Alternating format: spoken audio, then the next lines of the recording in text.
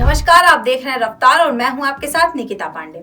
Film industry में आए दिन फेमस सेलिब्रिटी या पर्सनालिटी पर बायोपिक बनने की खबरें सामने आती रहती हैं। ऐसे में हर साल न जाने कितने ही लोगों की जिंदगी और लाइफ स्टाइल को हमें करीब से जानने का मौका मिलता है और उनके सफर के उतार चढ़ाव में हमें भी मोटिवेशन देते हैं। इसी बीच आजकल श्रीकांत बोला का नाम भी चर्चा में है, जिनकी बायोपिक पर राजकुमार राव कड़ी मेहनत कर रहे हैं।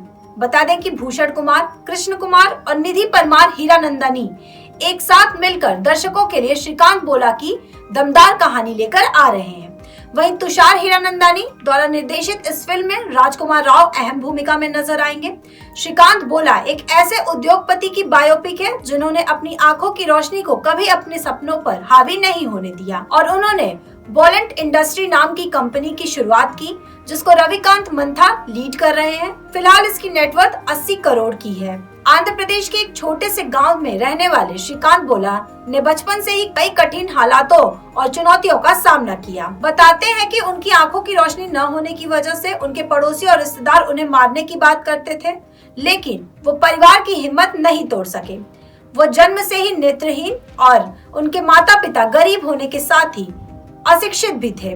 बताया जाता है कि 10वीं क्लास पास करने के बाद उन्होंने साइंस की स्ट्रीम से ही पढ़ाई करने के लिए लंबे समय तक राज्य के खिलाफ कानूनी लड़ाई लड़ी। इसके बाद उन्होंने न सिर्फ अच्छे नंबरों से 10वीं और 12वीं की पढ़ाई पूरी की, बल्कि अमेरिका से पढ़ाई करने वाले पहले अंतर्राष्ट्रीय नेत्रहीन छात्र बनने के गौरव भी हासिल किया। उनकी ये डेडिकेशन देखकर लगता है कि अपने विजन को पूरा करने के लिए देखने की शक्ति से ज्यादा दिमाग की जरूरत होती है। एक इंटरव्यू के दौरान उन्होंने कहा था कि जब दुनिया मुझे ताना देती थी कि मैं कुछ नहीं कर सकता, तो मैं कहता था कि मैं सब कुछ कर सकता हूँ। सिर्फ इतना ही नहीं, अब उन्होंने अपनी शुरू की गई कंपनी में लगभग 70% ऐसे लोग रखे जो अशक्त और नेत्रहीन थे। श्रीकांत हमेशा से सोचते थे कि कुछ ऐसा करना चाहिए जिससे लोगों को रोजगार मिल सके और इसी सोच के साथ उन्होंने हैदराबाद के पास 8 लोगों के साथ एक कमरे से छोटी सी कंपनी की शुरुआत की। बता दें कि उन्होंने लोगों के खाने पीने के सामान की पैकिंग के लिए कंज्यूमर फूड पैकेजिंग कंपनी बनाई, जिनमें उन लोगों को खास मौका दिया जाएगा जिनके पास नौकरी नहीं थी।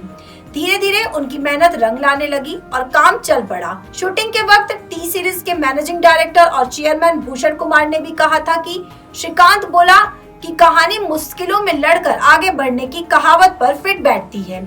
उनके सपनों का सफर सच में बहुत इंस्पिरेशनल है।